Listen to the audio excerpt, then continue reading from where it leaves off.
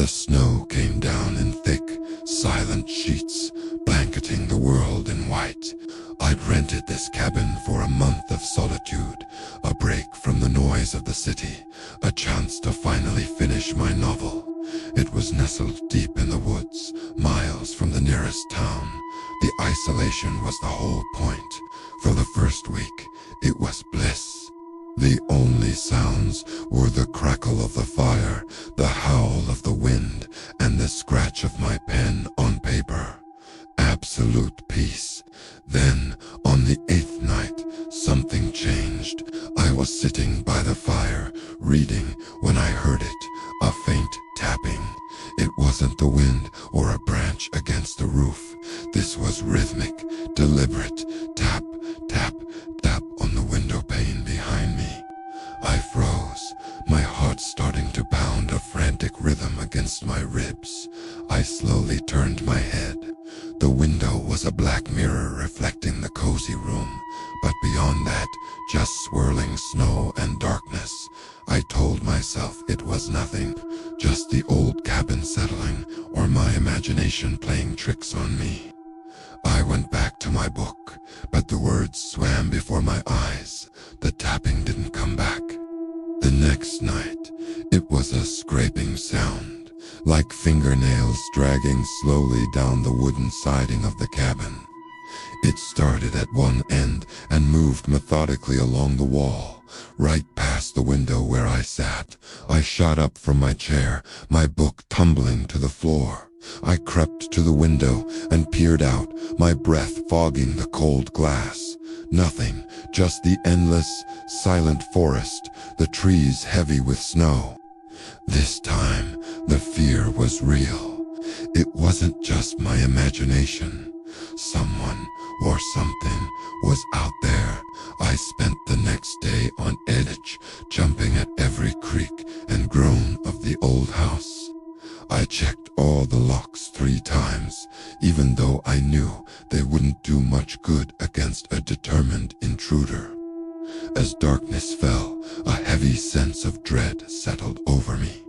I kept the lights on, the radio playing softly, anything to fill the suffocating silence.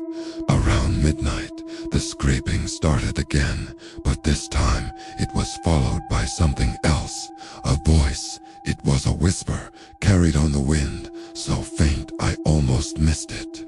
It sounded like a child, a little girl, humming a simple, haunting tune.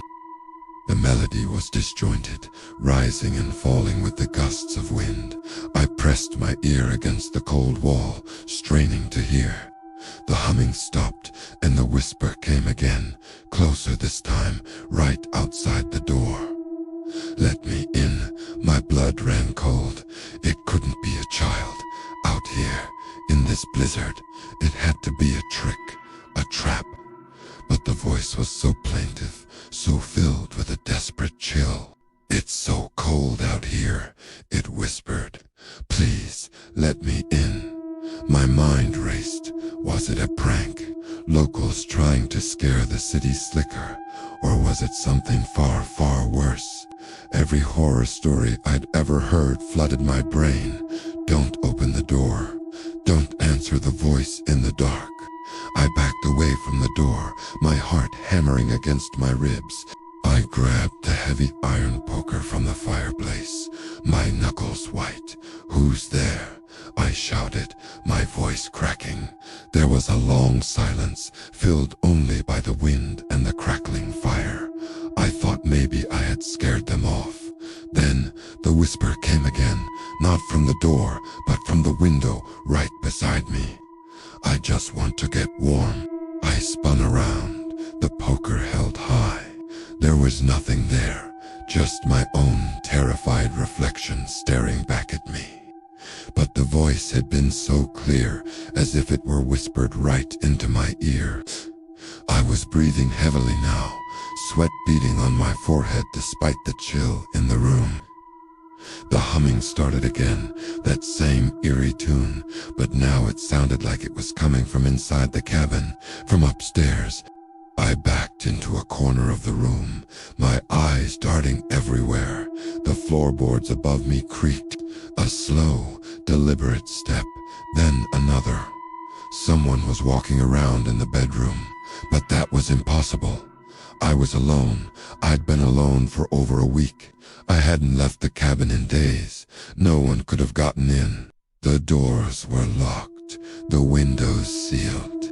"Hello," the child's voice called down, no longer a whisper, but a clear, melodic sound that echoed in the small cabin. "Are you down there?" It was the voice of a little girl playing a game of hide and seek. My legs felt like lead. I couldn't move. I could only stand there, clutching the poker, listening to the soft footsteps moving around upstairs. They stopped directly above my head. A small giggle echoed from the ceiling. "I found you." And then the scraping sound started again, not outside the cabin, but on the floorboards right above me. Scraping and scratching, getting louder and more frantic, like someone was trying to claw their way through the wood. I couldn't take it anymore. I screamed, a raw, terrified sound that was swallowed by the storm.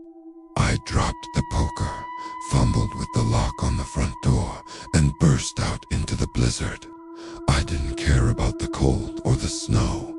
I just ran. I didn't look back.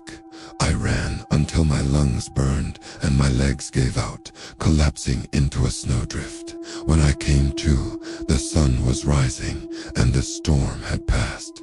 I eventually made my way back to the road and was picked up by a snowplow driver. I told the police my story.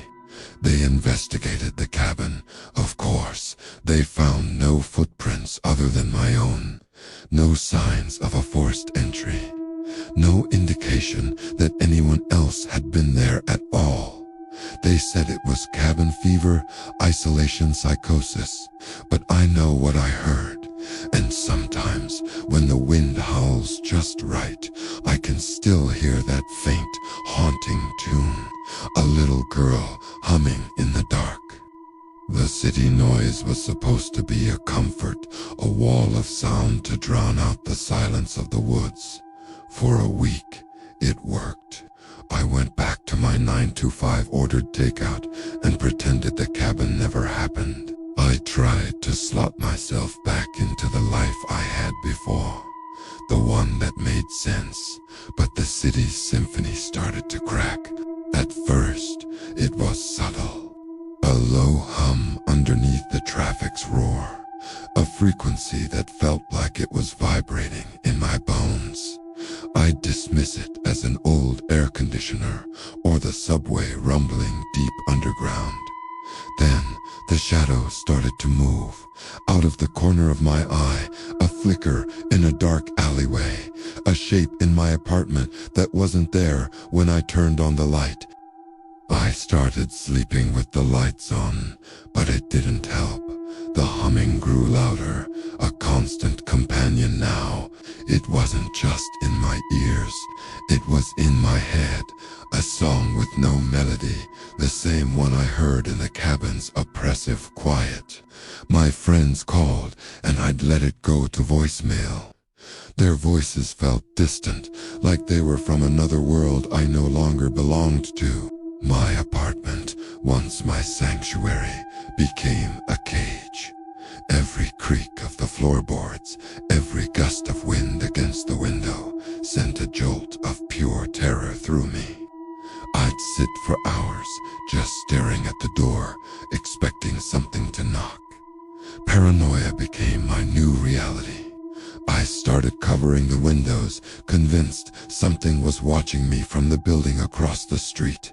The isolation was crushing, but the fear of what was outside, or worse, what was already inside with me, was greater. One night, I saw it, a clear reflection in the dark screen of my TV.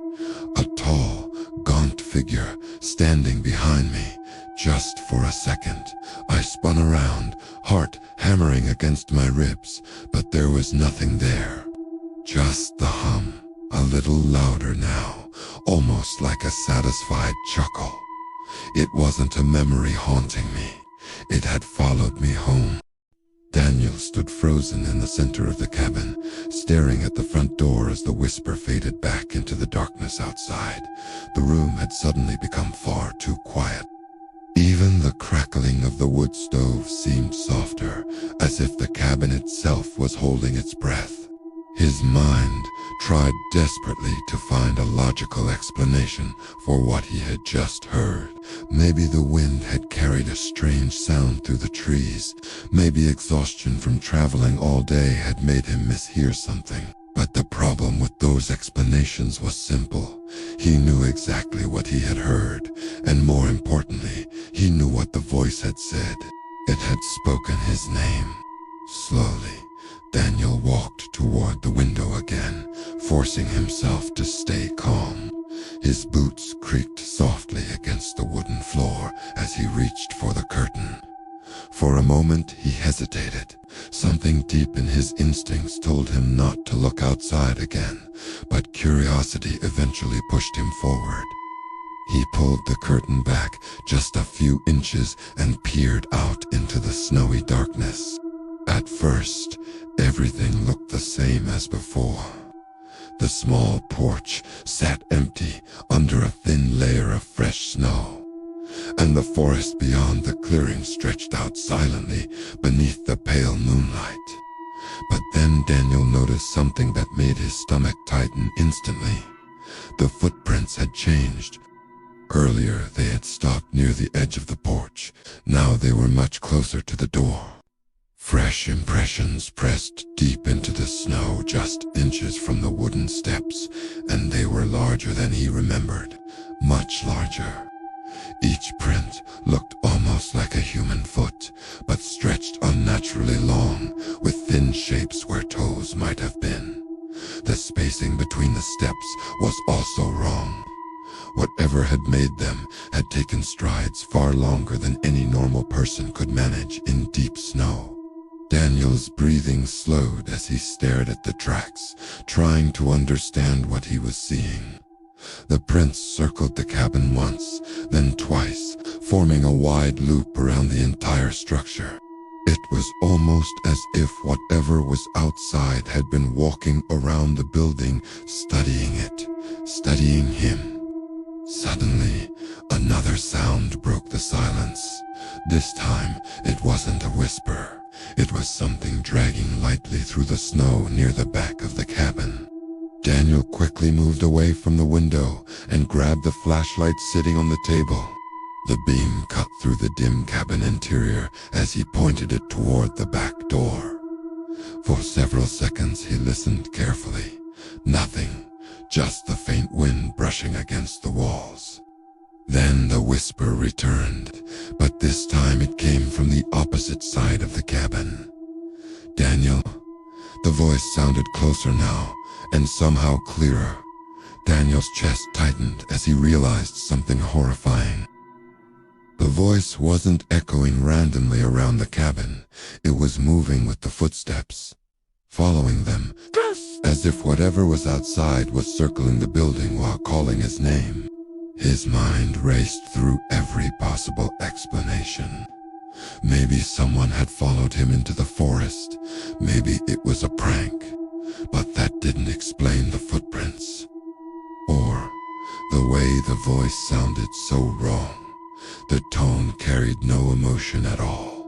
No urgency. No fear. Just a flat imitation of a human voice repeating the same word again and again. Daniel slowly stepped toward the front door and rested his hand on the lock. Every survival instinct told him to keep the door closed. The wilderness was unpredictable, and opening a door at night for an unknown presence could be dangerous. But the whisper outside was beginning to change slightly. The voice tried to shape new words now, struggling awkwardly as if learning how to speak. Don, I-E-L-L. Help. Daniel's heart pounded harder. The voice sounded almost pleading, but the longer he listened, the more unnatural it became. The pauses between syllables were too long, the tone too hollow. It was like listening to a recording being played back incorrectly. And then the footsteps stopped directly outside the door. Silence filled the cabin again. Daniel held his breath, staring at the handle just inches from his hand. Something stood on the other side of that door. Something that knew his name. Something that had walked around the cabin for nearly 20 minutes, studying him from the darkness. Slowly, a shadow appeared beneath the crack at the bottom of the door as moonlight shifted outside. Daniel could see the outline of something standing there, tall, much taller than a normal person. The shadow moved slightly, leaning closer to the door as if pressing its weight against the wood. Then the voice spoke again, but this time it didn't whisper. It spoke clearly.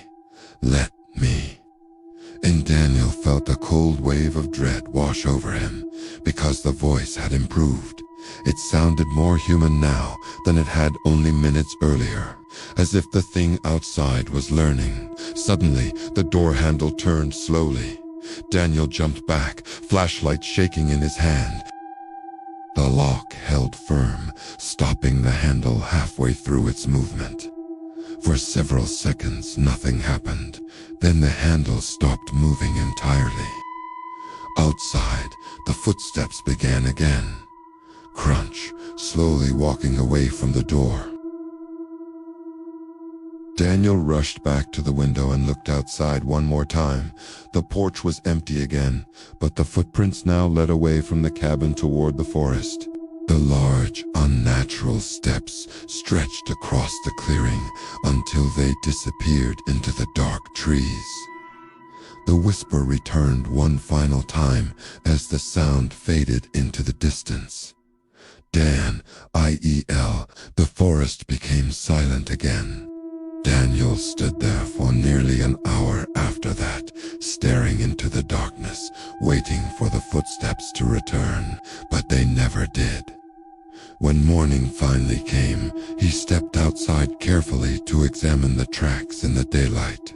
What he saw made him pack his equipment immediately and leave the cabin, because the footprints circling the cabin had one detail he hadn't noticed the night before. They weren't the only tracks in the snow.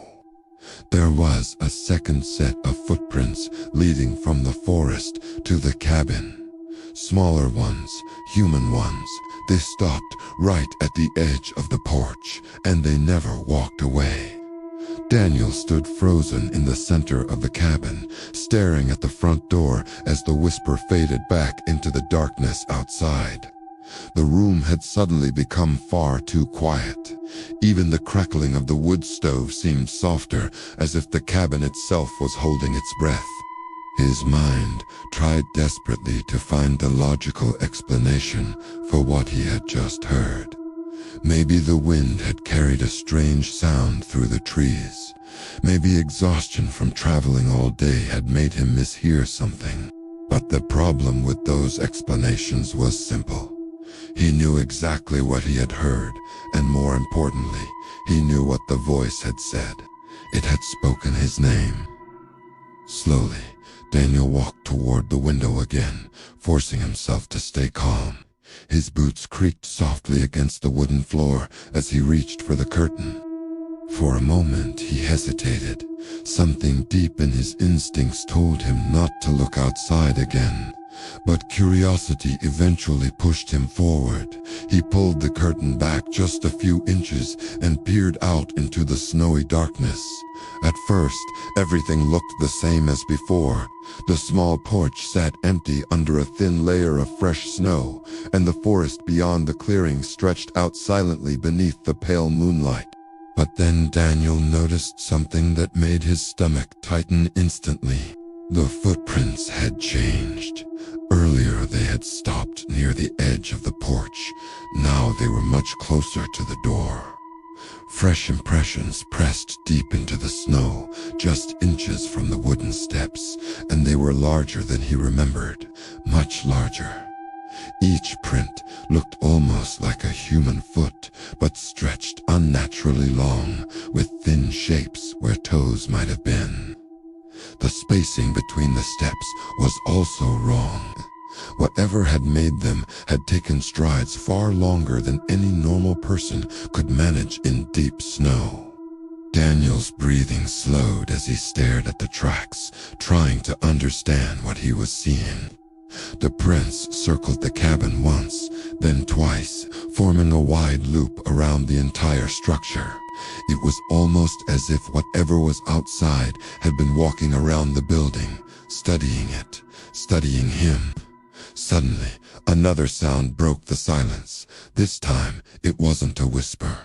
It was something dragging lightly through the snow near the back of the cabin. Daniel quickly moved away from the window and grabbed the flashlight sitting on the table. The beam cut through the dim cabin interior as he pointed it toward the back door. For several seconds he listened carefully. Nothing, just the faint wind brushing against the walls. Then the whisper returned, but this time it came from the opposite side of the cabin. "Daniel." The voice sounded closer now, and somehow clearer.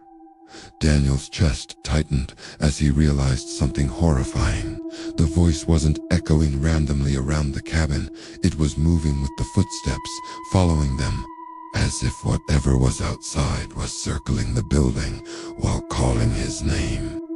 His mind raced through every possible explanation. Maybe someone had followed him into the forest. Maybe it was a prank, but that didn't explain the footprints. Or the way the voice sounded so wrong. The tone carried no emotion at all. No urgency, no fear, just a flat imitation of a human voice repeating the same word again and again. Daniel slowly stepped toward the front door and rested his hand on the lock. Every survival instinct told him to keep the door closed. The wilderness was unpredictable, and opening a door at night for an unknown presence could be dangerous. But the whisper outside was beginning to change slightly. The voice tried to shape new words now, struggling awkwardly as if learning how to speak. Dan, I-E-L, help. Daniel's heart pounded harder. The voice sounded almost pleading, but the longer he listened, the more unnatural it became. The pauses between syllables were too long, the tone too hollow. It was like listening to a recording being played back incorrectly. And then the footsteps stopped directly outside the door. Silence filled the cabin again. Daniel held his breath, staring at the handle just inches from his hand. Something stood on the other side of that door. Something that knew his name. Something that had walked around the cabin for nearly 20 minutes, studying him from the darkness. Slowly, a shadow appeared beneath the crack at the bottom of the door as moonlight shifted outside. Daniel could see the outline of something standing there, tall, much taller than a normal person. The shadow moved slightly, leaning closer to the door, as if pressing its weight against the wood. Then the voice spoke again, but this time it didn't whisper. It spoke clearly. "Let me in." Daniel felt a cold wave of dread wash over him, because the voice had improved. It sounded more human now than it had only minutes earlier, as if the thing outside was learning. Suddenly, the door handle turned slowly. Daniel jumped back, flashlight shaking in his hand. The lock held firm, stopping the handle halfway through its movement. For several seconds, nothing happened. Then the handle stopped moving entirely. Outside, the footsteps began again. Crunch, slowly walking away from the door. Daniel rushed back to the window and looked outside one more time. The porch was empty. footprints now led away from the cabin toward the forest. The large, unnatural steps stretched across the clearing until they disappeared into the dark trees. The whisper returned one final time as the sound faded into the distance. Dawn, I-E-L. The forest became silent again. Daniel stood there for nearly an hour after that, staring into the darkness, waiting for the footsteps to return, but they never did. When morning finally came, he stepped outside carefully to examine the tracks in the daylight. What he saw made him pack his equipment immediately and leave the cabin. Because the footprints circling the cabin had one detail he hadn't noticed the night before. They weren't the only tracks in the snow. There was a second set of footprints leading from the forest to the cabin. Smaller ones, human ones. They stopped right at the edge of the porch, and they never walked away. Some of the most terrifying things people experience, Dante, happen in abandoned forests or isolated cabins. They happen inside ordinary homes where families believe they are completely safe. In the summer of 2019, a woman named Melissa Carter experienced something inside her suburban home that she still cannot explain to this day. Melissa lived with her husband and their 6-month-old daughter in a quiet neighborhood on the outskirts of Ohio. It was the kind of neighborhood where nothing unusual ever seems to happen. Children rode bikes down the sidewalks during the day. Porch lights glowed warmly at night, and neighbors waved politely to each other while mowing their lawns. For Melissa, life had settled into the familiar rhythm of new motherhood, long nights, constant exhaustion, and the quiet joy of watching her daughter slowly grow. One of the tools that helped her manage those long nights was a simple baby monitor placed beside the crib in the nursery. The monitor transmitted both sound and video to a small screen that Melissa kept beside her bed. That way she could watch or listen to the baby without needing to walk across the house every time the child made a noise. For the first several months, the monitor worked perfectly. Every night, Melissa would place her daughter in the crib around 8 p.m., dim the lights in the nursery, and return to her bedroom while keeping the monitor nearby. Occasionally the baby would cry or move around, but that was completely normal. What wasn't normal began one night, just after midnight. Melissa had been asleep for almost an hour when a soft sound from the monitor woke her up. At first, she assumed it was just the baby stirring, but when she opened her eyes and listened more carefully, she realized something about the sound felt wrong. It wasn't crying. It wasn't movement in the crib. It sounded like someone whispering very quietly. Melissa sat up in bed and looked at the monitor screen. The nursery appeared exactly the way it always did, dimly lit by the small nightlight near the crib. Soft shadows stretching across the walls. Her daughter lay peacefully under a small blanket, sleeping without moving, but the whisper continued through the speaker. At first, Melissa thought the monitor might be picking up interference from another device nearby. Sometimes wireless monitors accidentally captured signals from other electronics. But as she leaned closer to the speaker, she realized the whisper wasn't random noise. It sounded like a voice, a very faint voice speaking softly inside the nursery. Melissa's heart began beating faster as she slowly turned up the volume on the monitor. The whisper grew slightly louder, though it was still difficult to understand the words. For a moment she considered waking her husband, but curiosity made her listen a little longer first. The voice seemed to be repeating something quietly, almost like someone murmuring to themselves. Melissa strained to make out the words, leaning closer to the monitor speaker until the sound became just clear enough to understand. And when she finally heard the sentence being whispered, her blood ran cold. The voice was saying the same phrase over and over again in a calm, quiet tone. "Don't worry. I'm watching her." Melissa froze completely. The whisper continued through the speaker. "Don't worry. I'm watching her." Her eyes shot back to the monitor screen, scanning every corner of the nursery. The room looked empty. There was no one standing near the crib, no shadow moving in the background, nothing. Yet the voice kept speaking from somewhere inside that room. Melissa immediately stood up and rushed toward the nursery door down the hallway.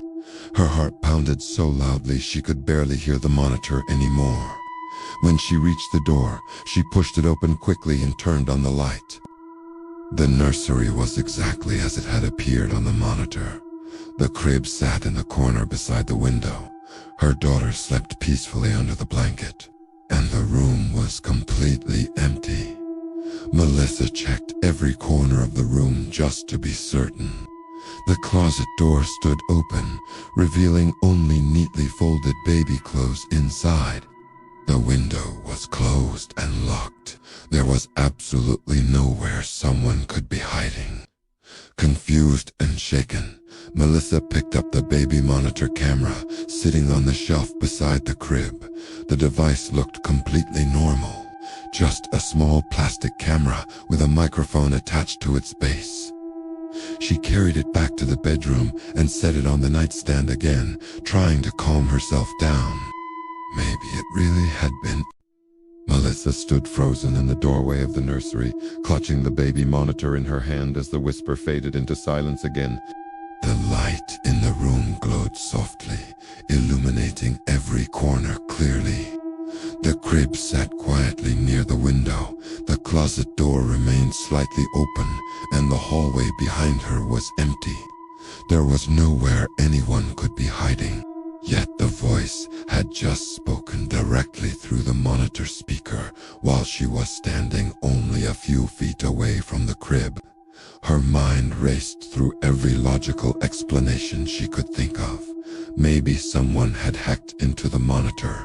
She had heard stories online about baby monitors being accessed remotely through unsecured connections. The idea alone made her stomach twist with fear, but at least it would mean there was a human explanation for what she had heard. Still shaking, Melissa slowly stepped into the nursery and looked down at her daughter sleeping peacefully in the crib. The baby stirred slightly but didn't wake. Everything about the room felt normal, yet the silence now felt heavier than before, like the air itself was waiting for something else to happen. Melissa quickly unplugged the camera from the wall outlet beside the shelf and carried it back toward the bedroom, determined to shut the device off completely. When she reached the nightstand, she flipped the power switch on the monitor screen and watched the display go dark. For several seconds, nothing happened. The room returned to complete silence. Melissa exhaled slowly, trying to calm her nerves. If someone really had accessed the monitor remotely, turning it off should have ended the problem. She placed the device face down on the nightstand and sat on the edge of the bed, rubbing her temples while the adrenaline slowly began to fade. Her husband slept quietly beside her, completely unaware of what had just happened. Melissa considered waking him, but part of her worried she would sound paranoid trying to explain the situation. Maybe it really had been interference after all. Maybe exhaustion had simply made the moment feel scarier than it actually was. She lay back down in bed, staring at the ceiling while listening to the quiet house around her. Minutes passed. The hallway remained silent. The nursery door stood slightly open across the room, allowing a faint strip of light from the hallway to stretch across the floor. Just as Melissa finally began to relax, a small crackling sound came from the nightstand. Her eyes slowly shifted toward the monitor screen. The device was still turned off, but the speaker emitted another faint burst of static. Melissa felt her heart start racing again as she slowly reached for the monitor. The screen remained black. The power indicator light was dark. The monitor should have been completely inactive. Yet the speaker crackled once more before a whisper emerged from it again, softer than before, but unmistakably clear. "Why did you turn me off?" Melissa's breath caught in her throat. The voice sounded exactly the same as before, calm, steady, almost curious. Her fingers trembled as she turned the monitor over in her hands, searching for some sign that the device had somehow turned itself back on. But the power switch was still in the off position. The screen remained dark. The monitor had no power, and yet the voice continued speaking through the speaker. "I was watching her for you." Melissa slowly backed away from the nightstand, staring at the device as if it might move on its own. The whisper grew slightly louder, filling the quiet bedroom with its unsettling calm tone. "You shouldn't leave her alone." Panic surged through Melissa's chest as she turned and rushed toward the nursery again. She needed to see her daughter. She needed to know the baby was safe. When she pushed open the nursery door this time, the room looked exactly as it had before. The crib stood in its corner. The baby slept peacefully beneath the blanket. Nothing had moved. Melissa hurried to the crib and gently touched the baby's arm just to reassure herself she was really there. The child stirred slightly but continued sleeping. Relief washed over Melissa for a brief moment. Then she noticed something that made the relief vanish instantly. The baby monitor camera that she had unplugged earlier was sitting back on the shelf beside the crib, still plugged into the wall. Melissa stared at it in confusion. She knew she had removed that camera herself only minutes earlier. She remembered carrying it back to the bedroom and setting it on the nightstand. Slowly, almost afraid to confirm what she was seeing, Melissa stepped closer to the shelf. The camera lens pointed directly toward the crib as usual. The small power indicator light on the base glowed faintly in the dim room. The device was on. Melissa reached out and unplugged it again, pulling the cord from the wall with shaking hands. This time she held onto the camera tightly as she backed out of the nursery and closed the door behind her. Her heart pounded so hard she could hear it echoing in her ears. She returned to the bedroom and placed the camera and monitor together on the nightstand, both completely powered off and unplugged. Then she locked the bedroom door and climbed back into bed, pulling the blanket around herself while staring at the devices in the dim light. Several minutes passed in silence. Melissa watched the monitor carefully, waiting for another sound. Nothing happened. The speaker remained quiet. The screen stayed dark. Eventually, exhaustion began to take over again. Her breathing slowly calmed as she convinced herself the strange events must have been some kind of electronic malfunction combined with stress. Just as her eyes finally began to close, the monitor speaker crackled one final time. The whisper returned, softer than ever before, barely louder than the sound of her own breathing. "It's okay. You can sleep now." Melissa's eyes snapped open again. The voice paused for a moment, as if listening to the silence of the room. Then it spoke one last sentence that made Melissa grab her daughter and leave the house before sunrise that morning. The whisper leaned close to the microphone and said quietly, "I'll keep watching her." Most people think of trains as safe places. They run on predictable schedules, follow fixed routes, and carry dozens, sometimes hundreds of passengers at a time. But late at night, when the crowds disappear and the stations grow quiet, trains can become something else entirely. In the winter of 2015, a university student named Aaron Malik experienced something during a late-night train ride that he still refuses to fully explain, even years later. Aaron was studying engineering in Chicago at the time and often stayed late on campus working on projects. On the night the encounter happened, he had missed the last busy train that most commuters used to travel back toward his apartment. The only option left was the final train of the night, one that passed through the city long after most passengers had gone home. When Aaron arrived at the station a little after midnight, the platform was nearly empty. A few distant figures stood near the far end of the platform, their breaths visible in the cold air as they waited quietly under the dim station lights.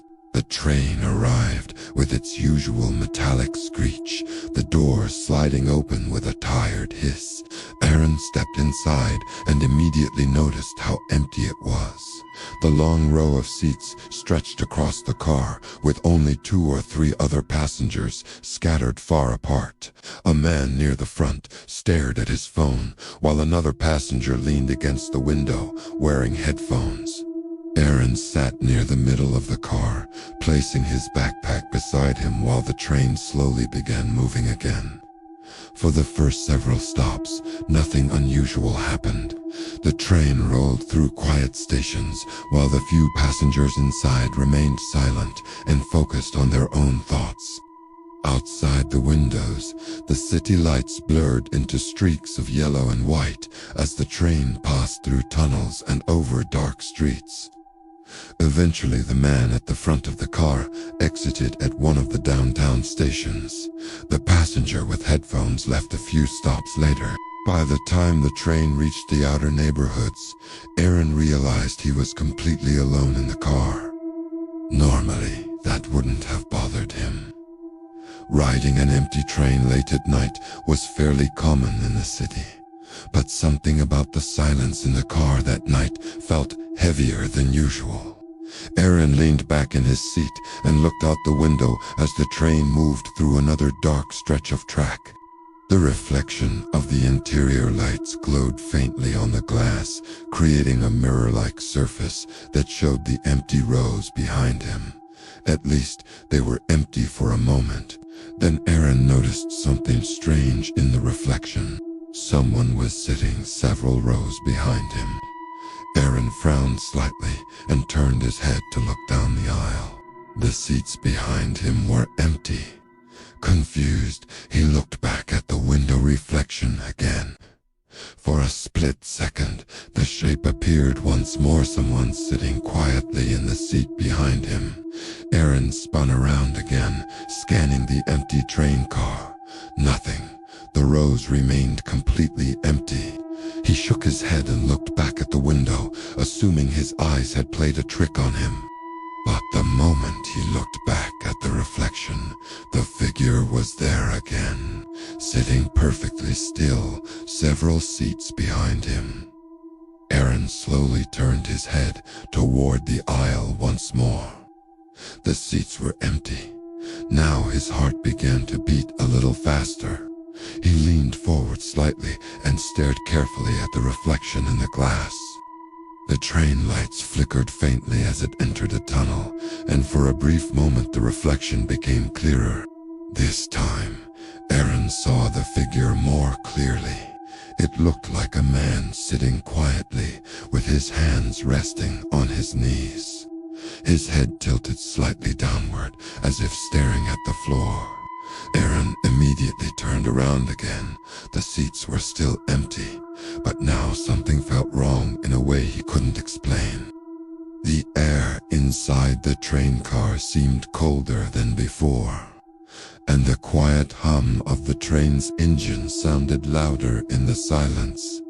Aaron tried to laugh it off, telling himself the reflection was probably coming from another train passing nearby or some strange lighting effect inside the tunnel.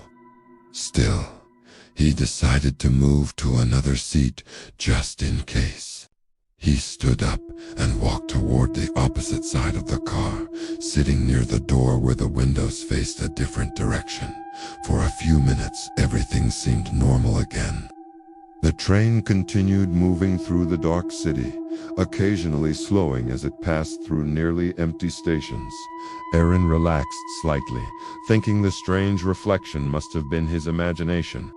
Then he glanced at the window beside him, and the man was sitting directly across from him in the reflection. Aaron's entire body went rigid. The reflection showed a man seated calmly in the opposite row, facing him. But when Aaron slowly turned his head toward the actual seat across the aisle, it was empty. The man only existed in the reflection. Aaron's heart slammed against his chest as he stared at the window, unable to look away from the reflection. The man on the other side of the glass was now leaning forward slightly, his pale face becoming clearer in the dim light of the train car. The deeper the train moved into the tunnel, the more the windows turned into perfect mirrors, reflecting every detail inside the car with eerie clarity. Yet the reflection of the man still had no physical body sitting across from Aaron. The seat remained empty. The aisle behind it remained empty, but in the reflection, the man was unmistakably there, sitting directly opposite him, smiling faintly as if he had been waiting for this moment. Aaron slowly pushed himself up from the seat, his eyes still fixed on the glass. The reflection copied the movement, but the man didn't stand. Instead, he simply watched Aaron rise to his feet. That was when Aaron realized something even more disturbing. The reflection was no longer behaving like a reflection. Normally, if Aaron moved, the image in the glass would move exactly the same way at the same time. But the man across from him wasn't following those rules. He was acting independently. Slowly, carefully, Aaron stepped into the aisle and turned away from the window. The moment he broke eye contact, a cold shiver ran down his spine. Something in his instinct screamed that turning his back had been a mistake. He forced himself to walk toward the door at the end of the train car, hoping to move into the next car where other passengers might be sitting. His footsteps echoed faintly in the empty carriage as the train continued racing through the long underground tunnel. When Aaron reached the door between cars, he pressed the button to open it. The sliding panels separated with a mechanical hiss. Before stepping through, he glanced back at the window one more time. The reflection showed the man standing now, directly behind him. Aaron spun around instantly. The aisle behind him was empty. No one stood there. But when he looked back at the window again, the reflection showed the man even closer than before. Only a few feet away from where Aaron had been standing. The smile on the figure's face had grown wider. Aaron didn't hesitate anymore. He rushed through the doorway into the next train car and slammed his hand against the control panel to close the door behind him. The panels slid shut with a loud, metallic click. Aaron leaned against the wall, breathing heavily as he tried to calm his racing heart. This train car was just as empty as the first one. Rows of vacant seats stretched in both directions beneath the dull fluorescent lights, but at least there were no mirrors nearby for reflections to appear in. Aaron walked quickly down the aisle, choosing a seat near the center of the car where he could see every direction around him. His mind struggled to process what had just happened. Maybe exhaustion had caused some kind of hallucination. Maybe the lighting inside the tunnel had created a strange optical illusion in the glass. But deep down, he knew those explanations didn't make sense. He had clearly seen the man move independently in the reflection, and the way the figure had gotten closer every time he looked away. That was something no normal reflection could ever do. The train finally exited the tunnel a few moments later, bursting back into the glow of city lights outside. Aaron let out a slow breath as the windows returned to normal, showing only the dark streets passing by. For several minutes, nothing unusual happened. The train continued moving along its route, stopping briefly at two nearly empty stations. No one entered Aaron's car. No one exited. Eventually, Aaron started to feel foolish for panicking earlier. The encounter must have been some strange trick of the light after all. Just as that thought crossed his mind, the train began approaching another station. The loudspeaker crackled softly as the automated voice announced the stop. Aaron glanced up toward the front of the car and felt every drop of blood drain from his face. Because sitting quietly in the far corner of the train car was a man wearing an old coat, the same coat he had seen in the reflection. The man sat perfectly still, his hands resting on his knees exactly the same way they had appeared in the window earlier. His head tilted downward slightly, hiding most of his face in shadow. Aaron knew for a fact that no one had entered the train since he moved to this car. The doors had not opened between stations. The man should not have been there. Slowly, almost mechanically, the man lifted his head and looked directly at Aaron. The pale smile returned to his face. The train slowed as it pulled into the station, the brakes screeching softly along the tracks. The man stood up from his seat, Aaron's body locked in place as he watched the figure begin walking slowly down the aisle toward him. Step, step, step, each movement calm and deliberate. The train doors opened with a loud chime. The station platform waited just outside, empty and silent beneath flickering lights. Aaron didn't wait to see what would happen next. The moment the doors opened fully, he grabbed his backpack and ran out of the train onto the platform. He didn't look back as the doors slid closed again behind him, but just before the train pulled away from the station, he glanced at one of the windows. The man stood inside the car watching him from the glass, smiling the same unnatural smile. And as the train began moving again, the man slowly raised one hand and tapped the inside of the window 3 times, as if reminding Aaron of something important. That the man had first appeared in the reflection, and reflections can appear anywhere. Have you ever been in a place that just feels wrong? Deep forests, especially. Even seasoned hikers will tell you that sometimes the woods feel strangely alive, as if something unseen is watching you from behind the trees. In the autumn of 2018, 3 friends experienced something on a hike in the Appalachian Mountains that none of them can explain. Their names were Liam, Carter, and Josh. All 3 were experienced hikers who loved remote trails, far from the usual crowds. The spot they chose was known for its quiet beauty, but also for its total isolation. No ranger stations, no cabins, and practically no cell signal. It was exactly what they were looking for. They arrived in the afternoon and started down a narrow trail that wound deeper and deeper into the mountains. Tall trees formed a thick canopy overhead, casting patches of golden light on the forest floor. For the first few hours, everything was perfect. The friends joked, drank water, and took pictures. As the sun began to set, they found a small clearing by a creek and decided to make camp.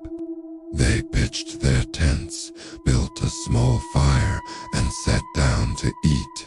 The daytime sounds of birds and insects faded away, replaced by a deep, quiet atmosphere.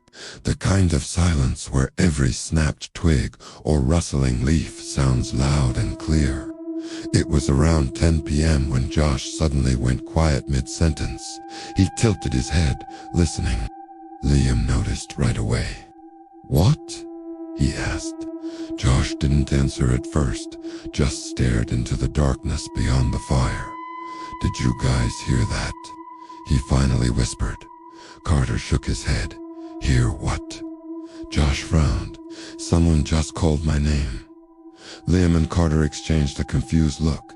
They hadn't heard a thing. Liam laughed a little and threw another stick on the fire. Probably an owl or something, he said, but Josh looked unsettled. No, it sounded like a person. Carter glanced nervously toward the trees, which now formed a solid wall of blackness around their camp. Maybe another group of hikers, he suggested, but that didn't feel right. The trail was rarely used, especially this late.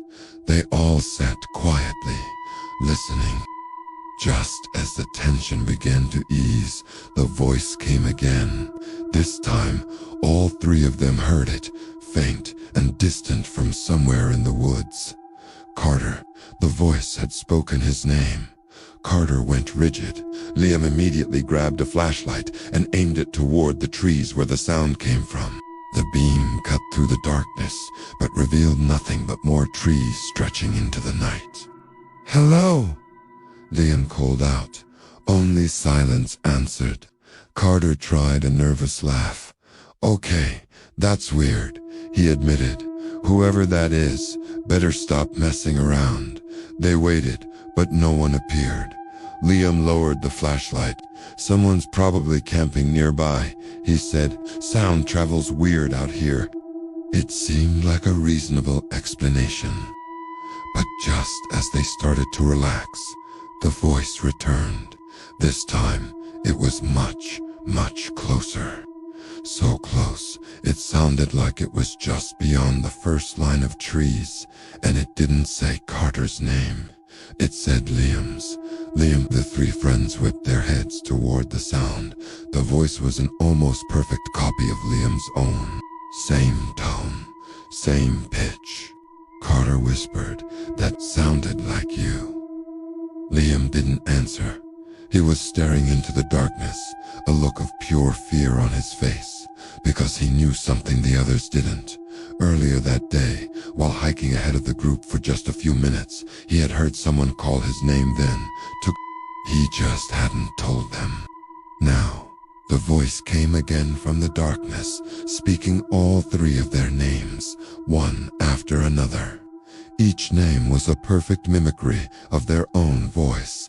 Josh, Carter, Liam.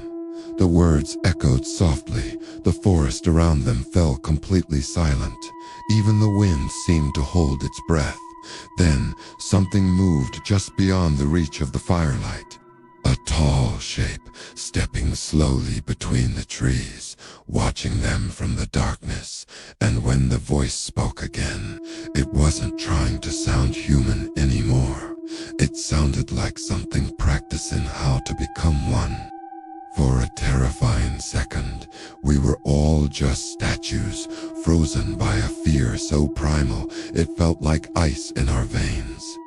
The thing that stepped out from between the ancient trees was tall, impossibly so, and its limbs were long and spindly, like branches that had twisted themselves into a grotesque parody of a human form. It was a silhouette, a void against the darkness, but the most horrifying part wasn't what it looked like.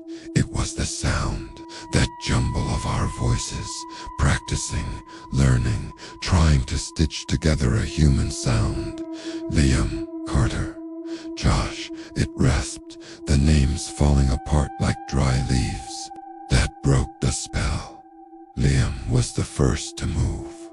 He grabbed my arm, his grip like a vice, and just screamed, "Run!" And we ran. We didn't look back. We just plunged into the darkness, the forest floor, a treacherous mess of roots and rocks under our feet. The air burned in my lungs, and every snap of a twig behind us sent a fresh wave of panic crashing over me. We weren't just running from a bear or some mountain cat. We were running from something that wore our voices. "Where are we going?" Carter gasped, his voice tight with terror. "The car. Just get to the car." Liam yelled back, his own voice strained. The car felt like a million miles away, an impossible sanctuary. The woods were a maze. Every direction looked the same in the suffocating dark. We were running blind, fueled only by pure adrenaline. The thing behind us wasn't running, it was moving. Yes, but it wasn't the sound of frantic footsteps. It was a rhythmic, almost graceful sound of something loping through the underbrush, keeping pace with us effortlessly. Then it started talking again, but this time it was different. It wasn't practicing anymore. "Don't leave me out here," it called, and the voice was perfectly Carter's, full of a heartbreaking plea. My head whipped around instinctively, but Carter was right beside me, his face a mask of pure horror. "That's not me," he choked out. "Keep running." We pushed harder, branches whipping at our faces, thorns tearing at our clothes. The voice changed. Now it was Liam's. "Guys, wait up." I twisted my ankle. We heard a thud behind us, a pained grunt. My heart seized. For a split second, I almost stopped, but the real Liam was still ahead of me, pulling me along. "It's lying. Don't listen," he screamed, his voice cracking. The psychological warfare was relentless. It was trying to break us, to separate us. We stumbled into a small clearing, the moonlight filtering down just enough to see each other's desperate faces. We were gasping for air, our legs shaking uncontrollably. We can't outrun it," Josh panted, doubling over. "It's playing with us," and he was right. The sounds of its movement had stopped. The woods were silent again, an unnatural, heavy silence. "Where is it?" I whispered, my eyes darting into the tree line, and then, from directly above us, came my own voice. "Found you," it chirped, a sing-song imitation of my own laugh. We all looked up. Perched on a thick branch, high in an old oak tree was the silhouette, its long limbs wrapped around the wood, its head cocked to one side as it watched us. It was like a nightmare vulture waiting for its prey to tire. It wasn't just hunting us, it was studying us, learning. We didn't scream this time. The sound was trapped in our throats. Liam just pointed a shaking finger in the opposite direction. "Go," he mouthed. We took off again, a fresh burst of terror propelling us forward. We were no longer thinking about the car, only about putting distance between us and the thing in the trees. We ran until our muscles screamed and our vision started to tunnel. We burst through a thicket of bushes and found ourselves on the edge of a steep, rocky ravine. A dead end. We skidded to a halt, pebbles clattering down into the darkness below. We were trapped. The sound of its loping gait started up again, coming from the direction we'd just run. It was closer this time, much closer. Nowhere left to run, it called out, and this time the voice was a perfect, chilling blend of all three of ours, a chorus of our own fear. We huddled together, backs to the abyss, and watched as the tall, shadowy figure stepped out of the woods and began to slowly, deliberately walk towards us. Thanks for watching. Make sure to follow for the next part. For several seconds after the shape appeared between the trees, none of the three friends moved. The fire crackled quietly beside them, its orange glow flickering across their faces, while the darkness beyond the clearing seemed to press closer. Liam kept the flashlight aimed toward the forest, but the beam trembled slightly in his hand as his grip tightened. The tall shape that had stepped between the trees wasn't fully visible. It stood just far enough beyond the firelight that its details blurred into shadow. All they could clearly see was its height. It was far taller than any of them, its silhouettes stretching unnaturally high between the trunks of the surrounding trees. Josh was the first one to whisper, "That's not a person." His voice barely rose above the crackle of the fire, but the fear in it was obvious. The shape didn't move for a moment. It simply stood there, watching the three figures sitting around the fire. Then the voice came again from its direction, echoing faintly through the woods. But this time, it sounded different. The earlier imitations of their voices had been almost perfect, but now the tone had shifted slightly. The words came out slower, heavier, like something forcing unfamiliar sounds through a mouth that wasn't designed to speak them. Liam. The voice stretched the syllables strangely, as if tasting the word. Carter slowly stood up beside the fire, his eyes locked on the dark figure. "Hey!" he shouted, trying to sound confident, even though his voice shook. "Who's out there?" For a moment the woods remained silent. Then the shape took a single step forward. The movement was wrong. That was the first thing all three of them realized at the same time. When people walk through forests, they move carefully to avoid branches, rocks, and uneven ground. But the shape moved smoothly, gliding between the trees with almost no sound at all. The firelight caught the edges of it briefly, revealing long limbs that looked slightly too thin for its height. Liam instinctively raised the flashlight higher, illuminating more of the forest floor. The beam landed just short of the figure's feet, and that's when Carter noticed something that made his stomach drop. There were no footsteps.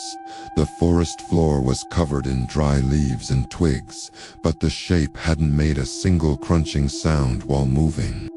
It simply slid forward through the darkness. The voice spoke again, now copying Josh's voice almost perfectly. "Come here." Josh's face went pale. "I didn't say that," he whispered quickly. The shape stopped again at the edge of the firelight. For the first time they could see more of its outline.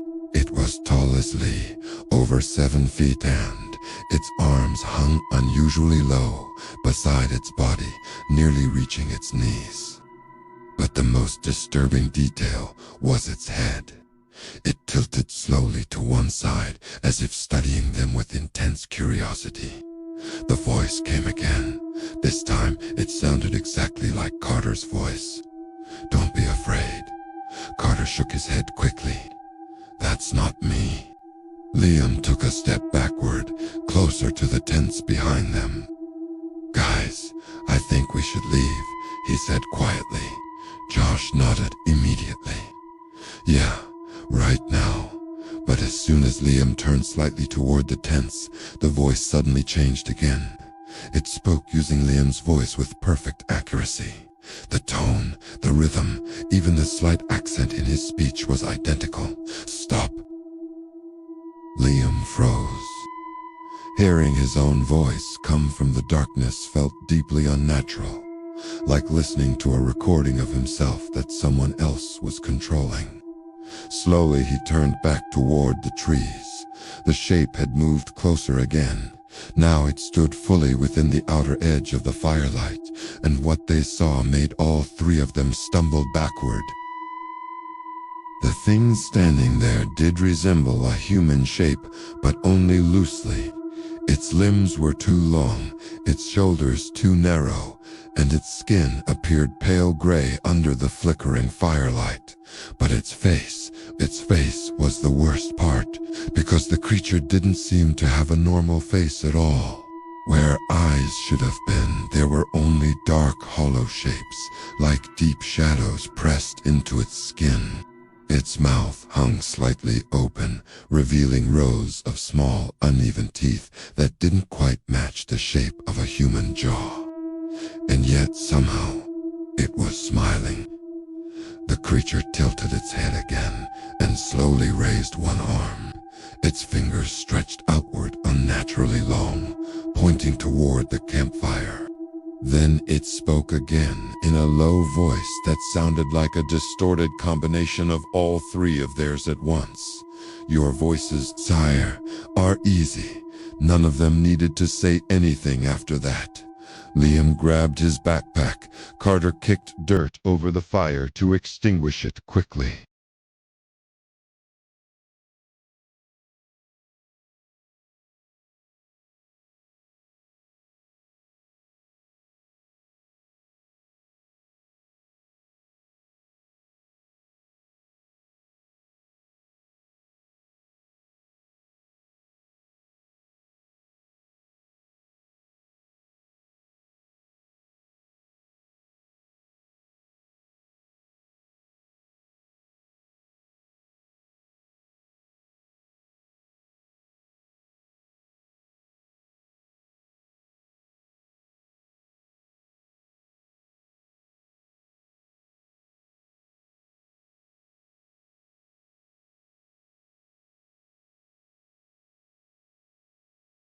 The voicemail was the first crack in our reality.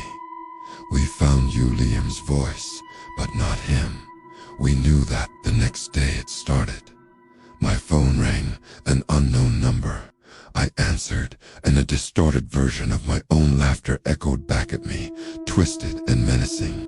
I hung up, my heart pounding. Later, Josh called, frantic. He said he saw someone standing outside his window, someone who looked exactly like Carter, just smiling.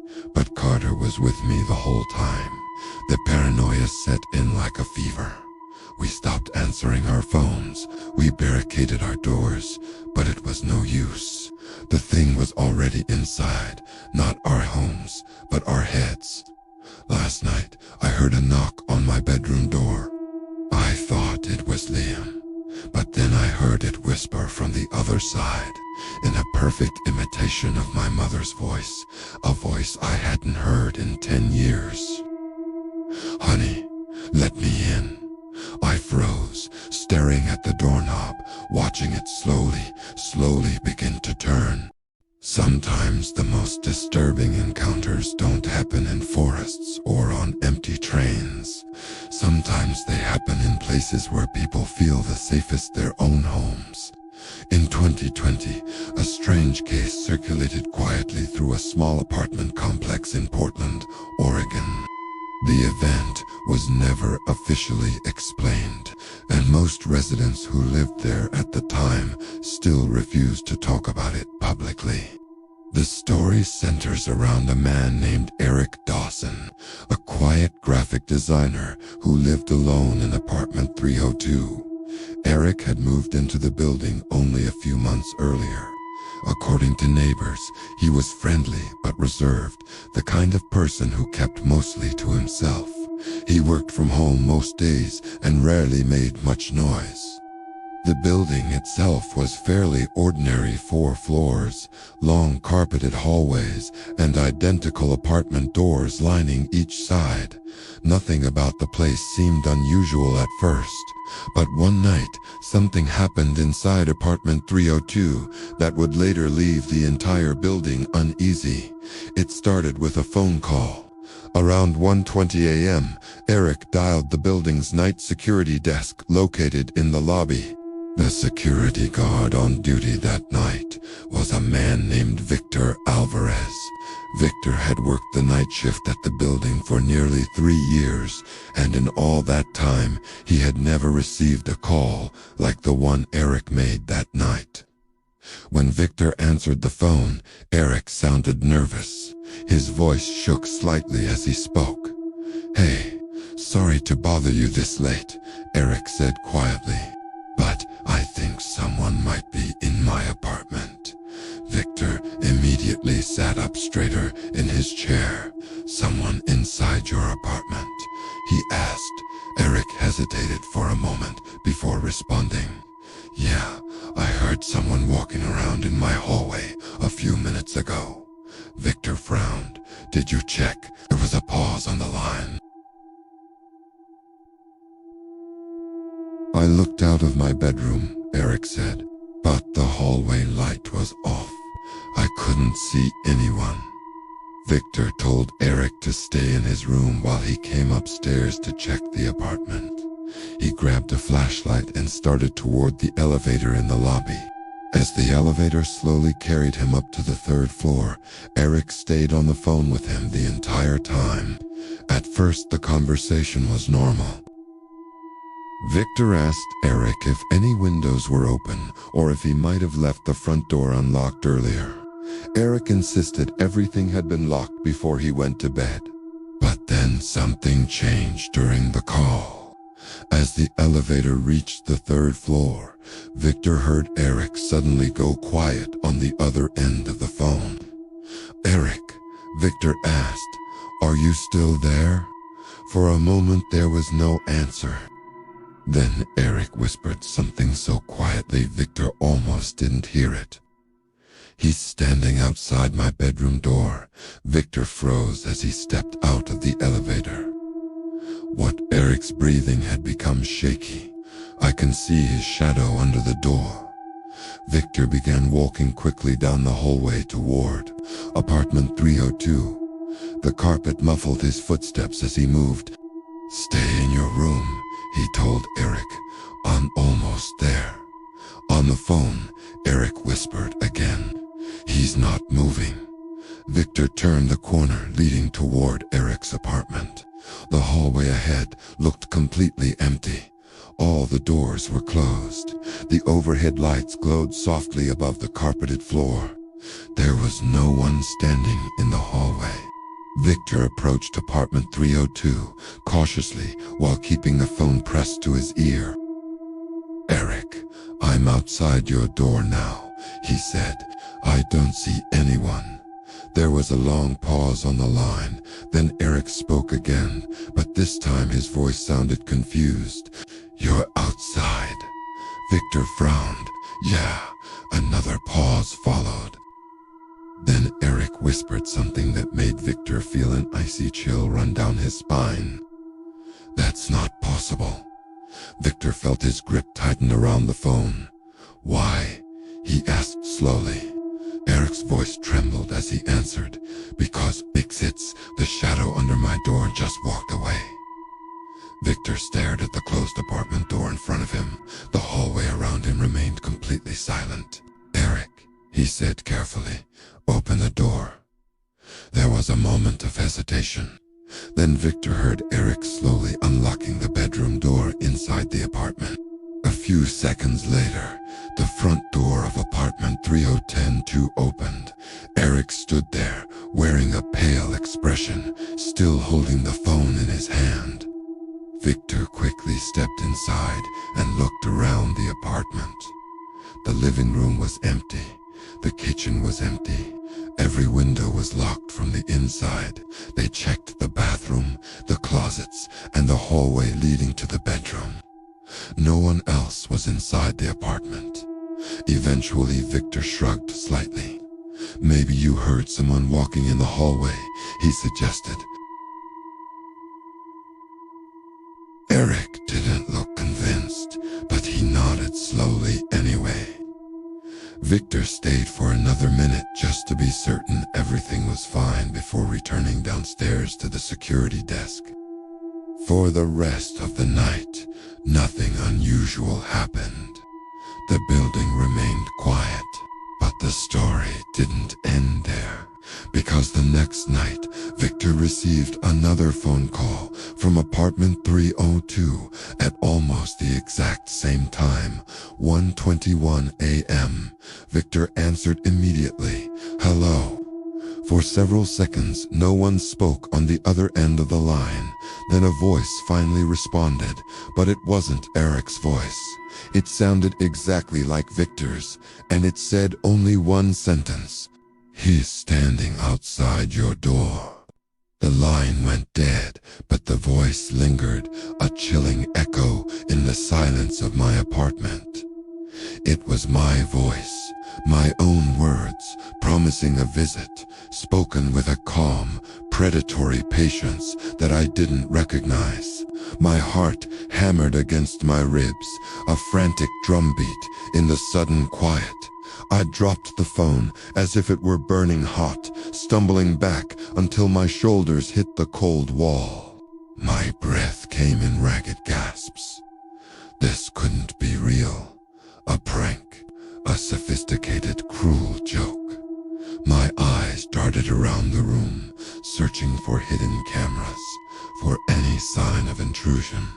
Nothing, just the familiar clutter of my life, now looking alien and threatening under the dim light.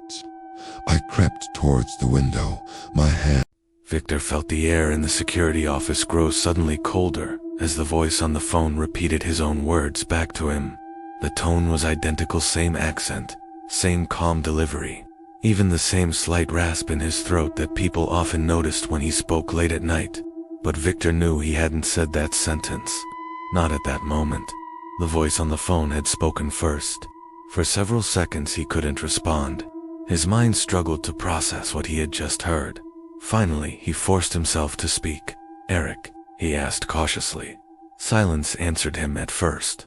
The line remained open, but the other side of the call was completely quiet. Victor glanced around the small security office in the lobby. The monitors on the desk showed camera feeds from different parts of the building, empty hallways, the parking lot outside, the entrance doors. Everything looked normal. Then the voice spoke again through the phone speaker, still using Victor's voice. "He's standing outside your door." This time the sentence came out slower, almost deliberate. Victor's grip tightened around the receiver as a strange thought crept into his mind. Eric had described the shadow outside his bedroom door the previous night, but the voice on the phone wasn't talking about Eric anymore. It had said, "your door." Victor slowly turned his head toward the small office door behind him. The security room had a narrow door that opened into a hallway leading toward the building's storage area. Most nights, Victor kept it closed and locked. As he stared at it now, he felt a strange heaviness settle in his chest. The voice on the phone remained silent again, as if waiting. Victor swallowed nervously. "Who is this?" he demanded. No answer came back immediately. The monitors continued showing the quiet building. The lobby entrance remained empty. The hallway cameras showed no movement. Everything looked completely normal. Then the voice returned once more, still perfectly copying Victor's own voice. But this time it sounded slightly amused. "You already checked the cameras?" Victor's stomach tightened, because that was exactly what he had just done. Slowly he turned back toward the security monitors on the desk. All the camera feeds remained unchanged, except one. The hallway camera outside the security office now showed something standing just beyond the door. At first Victor thought it was just a shadow from the overhead light, but as he leaned closer to the screen, the shape became clearer. Someone was standing in the hallway directly outside the security room door. The figure wasn't moving. It simply stood there facing the door. Victor couldn't see its face clearly from the camera angle, but he could see its outline. Tall, thin, almost unnaturally still. His breathing grew shallow as he stared at the monitor. The voice on the phone whispered again, "Open the door." Victor shook his head slowly, even though the figure couldn't see him. His instincts screamed at him not to move, not to open that door. The hallway camera flickered slightly as the building's lights adjusted. For a split second, the image became brighter, and Victor saw something that made his blood run cold. The figure outside the door wasn't facing the hallway camera. It was facing the security office door directly, as if it knew Victor was watching. The phone speaker crackled softly. Then the voice spoke one final sentence, using Victor's exact tone. "You said it yourself. Someone might be inside." Victor immediately hung up the phone. His heart pounded in his chest as he stared at the hallway monitor. The figure outside the door remained perfectly still. Minutes passed. Victor didn't move from his chair. Eventually the hallway light flickered again and the figure was gone. The camera now showed an empty corridor. No footsteps. No sound. Nothing. Victor stayed inside the security office for the rest of the night. When the morning shift guard arrived, Victor told him everything that had happened. They checked the hallway outside the office together, but there was no sign that anyone had been there. No footprints. No door activity recorded. Nothing unusual on the cameras, except the brief appearance of the figure. Eric from apartment 302 moved out of the building less than a week later. Victor finished his shift schedule that month, then quit the job completely. Neither of them ever received another strange phone call again. But one detail from that night still bothers Victor whenever he thinks about it. They say every old building has a story, but some stories refuse to stay in the past. Tonight, we're exploring the chilling history of the Blackwood Apartments, a building that stands over a foundation of secrets and sorrow. Long before it was a residence, it was known as the Blackwood Sanatorium for the Mentally Afflicted, opened in 1908. The man in charge was Dr. Alistair Finch, a physician with a dark and unusual obsession. Dr. Finch believed that the human voice, the very essence of a person's soul, could be captured and even transferred. He wasn't interested in healing his patients. He saw them as vessels for his twisted experiments. In the sanatorium's basement, he built a strange contraption of copper wires, vacuum tubes, and glass jars. His goal was to isolate the vocal essence from his subjects. Patients would be brought down to his soundproofed laboratory, strapped into a cold metal chair. They were encouraged to speak, to scream, to cry, anything to produce sound. Finch believed intense emotion amplified the essence he was trying to capture. Survivors who later spoke of their time there described strange humming noises and the scent of ozone filling the air during these sessions. They spoke of Finch's eyes, alight with a terrifying, feverish excitement as he adjusted his dials and levers. He meticulously documented his work in a series of leather-bound journals. His early entries detailed failures, complaining that the voices were fleeting, like smoke slipping through his fingers. But his notes grew more erratic, more frantic. He began to describe faint whispers echoing from his machine, even when it was turned off. He claimed to have captured fragments of sentences, ghostly echoes of his patients' despair. He wrote that the voices were beginning to speak to him, telling him secrets he couldn't possibly know. His obsession spiraled out of control. The sanatorium staff grew fearful of him, whispering about the sounds coming from the basement at all hours of the night. Patients became more agitated, their conditions worsening under his care. They would stare at the walls, claiming to hear voices calling their names, begging for release. The sanatorium was no longer a place of healing. It had become a prison of sound and fear. Then came the night of the fire, in the winter of 1923. No one knows for sure how it started. Some say it was a faulty electrical wire in Finch's lab. Others whisper it was an act of desperation by a patient driven mad by the constant whispers. The flames spread with terrifying speed, consuming the old wooden structure. Thick, black smoke filled the hallways, and the sounds of alarms mixed with screams. The fire department arrived to a scene of pure chaos. The building was an inferno. Because of the barred windows and locked doors on the upper floors, many patients were trapped inside. Firefighters fought bravely, but the blaze was too intense. Dr. Finch, however, was nowhere to be found. He wasn't among the survivors, and his body was never recovered from the ashes. The only thing that survived the fire, almost untouched, was his strange machine in the basement, and his journals, found locked away in a fireproof safe.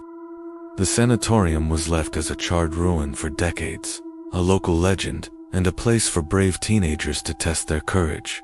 People who ventured near the ruins reported hearing faint whispers on the wind and seeing strange lights moving within the skeletal remains of the building. In the 1980s, a developer bought the land, tore down what was left of the sanatorium, and built the Blackwood Apartments on the same foundation. When he reviewed the phone records later, he discovered that the second call from apartment 302 had never actually connected to the security desk at all. According to the building's system logs, no call had been placed from Eric's apartment that night, which meant the voice Victor spoke to on the phone had come from somewhere else entirely. And sometimes, late at night, when the building grows quiet and the lights dim in empty hallways, some residents claim they still hear a faint voice whispering near the stairwell, a voice that sounds like someone practicing how to speak, using words it learned from other people. Because some things don't simply disappear after being seen once. Sometimes they stay close, waiting for another chance to be heard again. This is Tales of the Dark, where every story gives you a nightmare.